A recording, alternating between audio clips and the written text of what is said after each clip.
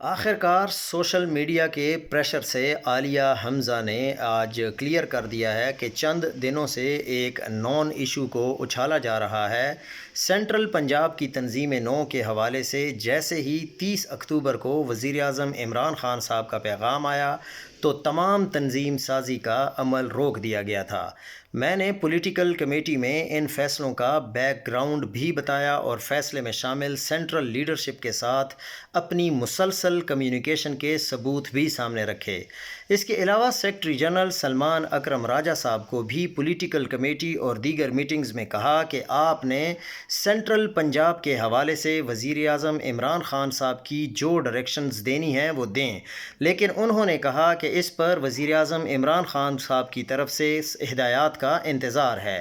یہ 2.5 کروڑ ووٹرز کی پارٹی ہے۔ مجھے وزیر اعظم عمران خان صاحب نے پنجاب کی ذمہ داری اور اتھارٹی دی ہے، جہاں روزانہ درجنوں تنظیمی فیصلے لیے جاتے ہیں، اور وزیر اعظم عمران خان صاحب کو جہاں مناسب لگے وہ اپنی طرف سے ہدایات بھی دیتے ہیں، جن پر منوعاً عمل کرنا ہمارا فرض ہے اور ہوتا رہے گا۔